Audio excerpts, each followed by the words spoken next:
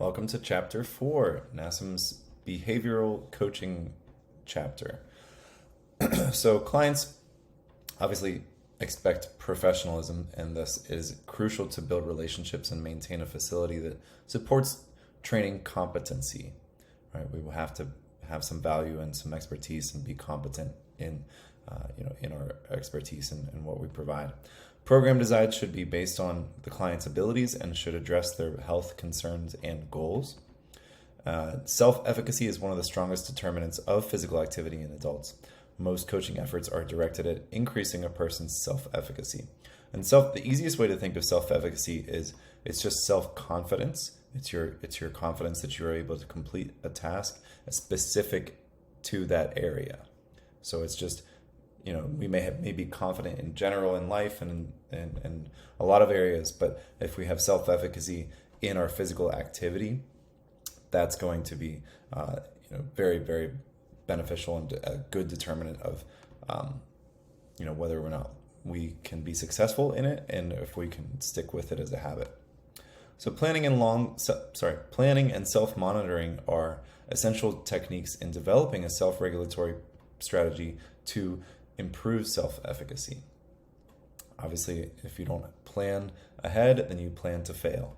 And we have to be able to monitor, the success that we're having in building good habits. So if we're not tracking our nutrition, if we're not tracking how often we're exercising, our performance in those exercises, then it's hard to really know if we're improving or not. And if you aren't, taking steps to improve and regulate, your behaviors in this area, it's going to be hard then to improve or know if you're actually making progress, if you're going to be able to build self-efficacy in that area. So seeing sometimes what your improvements look like, whether they be, in drinking water every morning or, in doing and successfully completing the process-driven goals that you had set out to, will really make a difference in improving that self-efficacy. Affective judgments and subjective norms can impact a person's readiness to perform resistance training. And those are just, those key two pieces. Affective with an A and subjective norms is just a little bit more of someone's individual feelings or perceptions towards things. CPTs should assess a client's stage of change and promote competency in exercise. And then the stages of change, if you are familiar with them, there are 6 of them.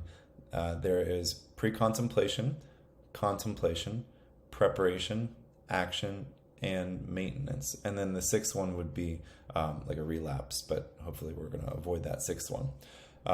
Both verbal and nonverbal forms of communication are important for developing professional client relationships. And that can just be, obviously if we're going to be talking with each other, and also our body language, and just making sure that we're being professional in developing those relationships.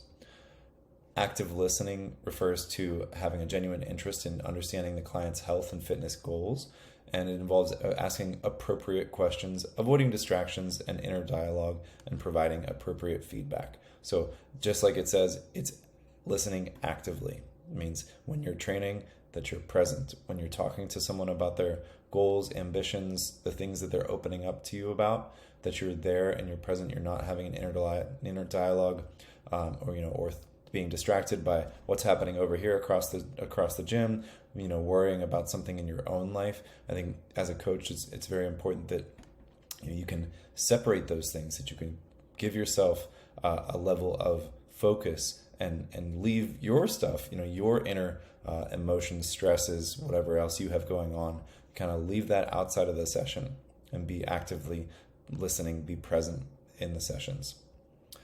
Motivational interviewing is a fantastic strategy and technique to improve someone's behaviors. It's a style of coaching that's used to enhance intrinsic motivation for change. CPTs can use some techniques from motivational interviewing, such as developing a discrepancy between a client's current state and their ideal state. So sometimes that can just look like, let's look at where you're at currently and what would it look like if everything was to go perfectly well. Another technique could be promoting change talk, assessing readiness, willingness, and perceived ability to change.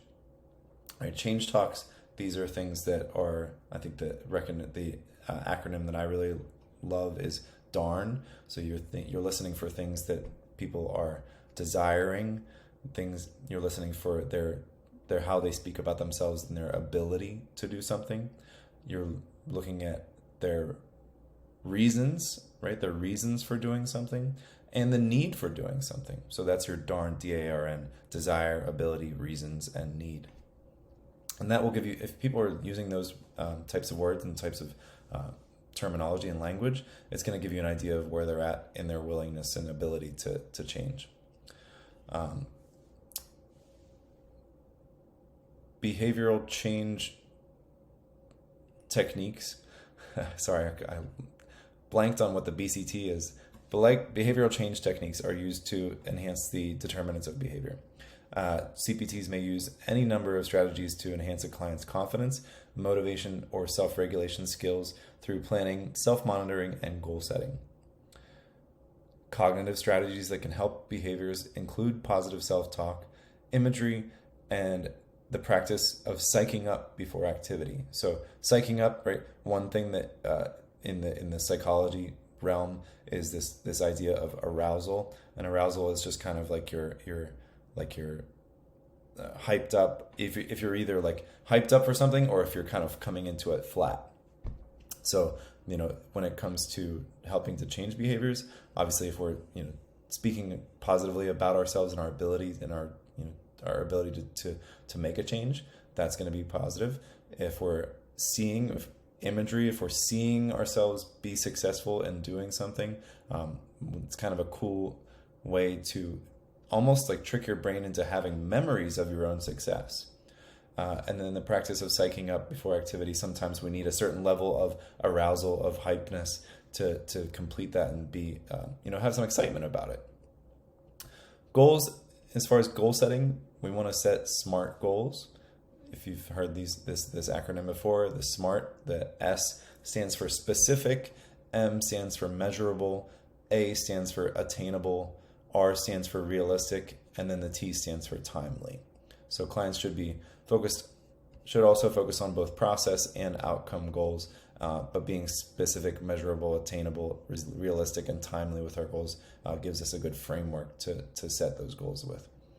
For the best outcomes, clients should determine long-term bigger goals and then develop a series of smaller goals that help drive progress towards that main goal. So we always kind of call that reverse engineering with us here at Shape.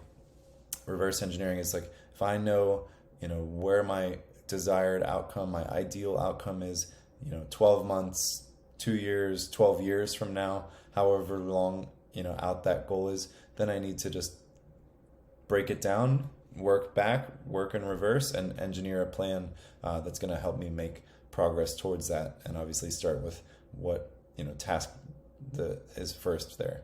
What's the very, very first thing that needed to complete. A list of important concepts, and obviously this is not an exhaustive list, but important ones. So first one, self-efficacy. Like we said, that's one's belief that they can complete a task, goal, or performance.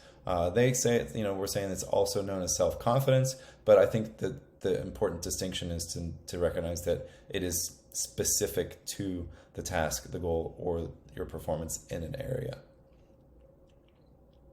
Self-monitoring, observing, measuring, evaluating one's own behavior, often in the form of a diary or a log, right? There's a lot of different ways that we can accomplish that, but if you don't track it, you're not going to know whether you're improving or not.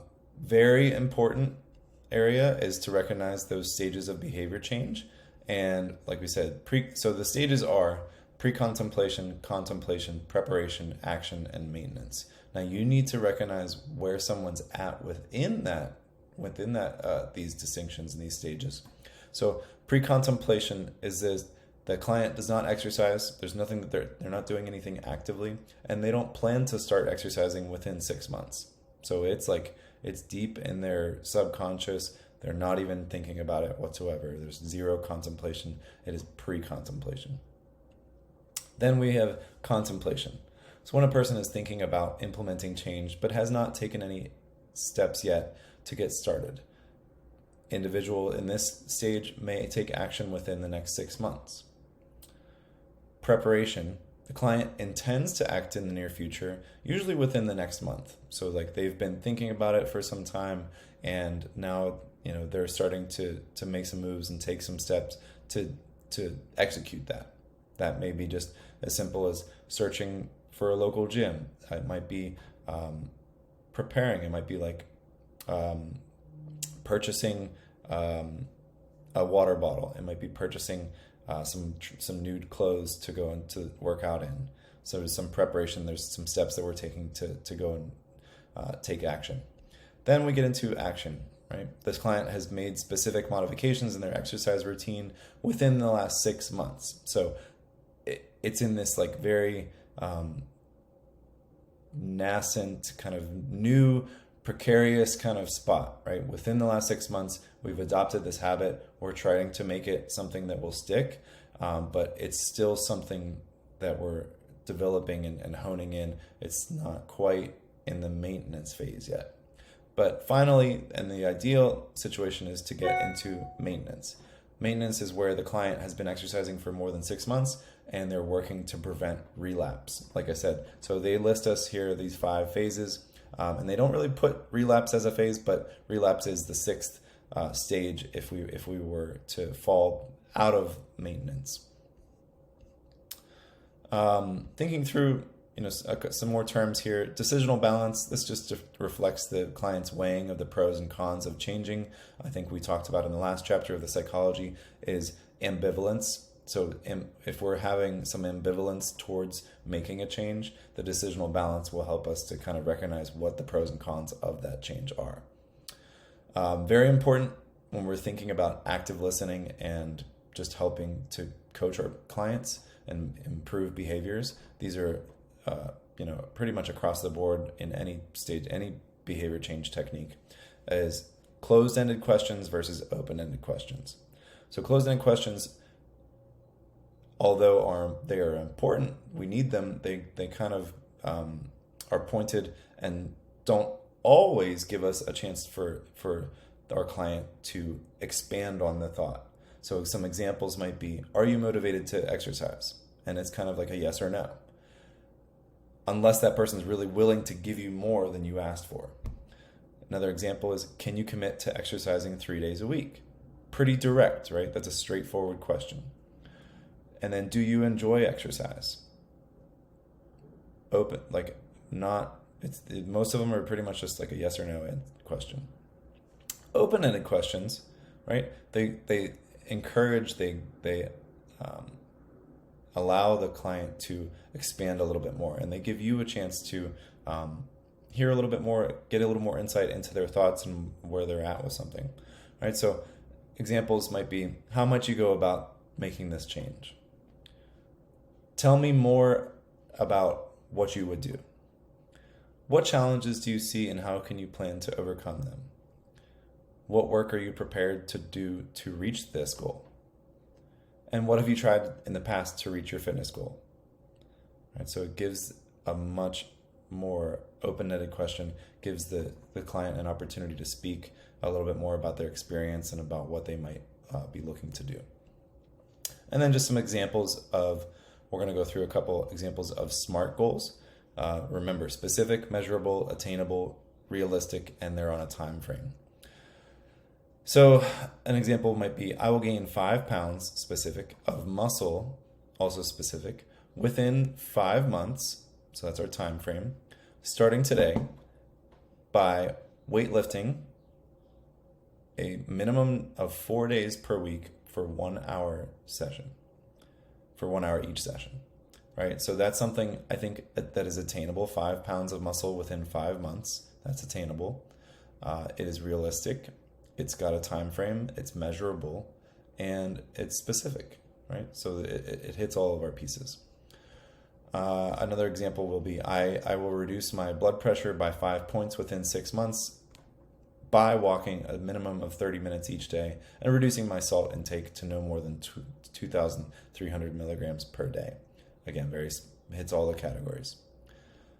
One more example of a SMART goal would be, I will lose 10 pounds of body fat within 3 months by reducing my daily calories from 3,000 to 2,000 per day and exercising at a moderate intensity at a minimum of 150 minutes per week. All of those fit those categories of being smart. Some examples that are not SMART goals, right? I will lose weight so I can become the best version of myself, right? The goal is not specific or measurable, so because we don't know how much weight, and it doesn't have a time frame, right? We don't know how long this is going to take. Another example, I will gain 10 pounds of muscle so I'm ready for beach season. When's beach season? Goal is not specific. What steps will you perform to gain muscle? Excuse me. And then another example of a non-SMART goal would be, I will lose 50 pounds in 2 months so I look my best for my upcoming class reunion. 50 pounds in 2 months is not realistic. It's if you're doing 50 pounds in 2 months, it probably is not through just exercise and diet. So just things to consider. I think just most important things, make sure that you know your, went too far. Make sure that you really know your stages of behavior change. You know the examples and differences between a closed-ended and an open-ended question, and you know your different and what a SMART goal is.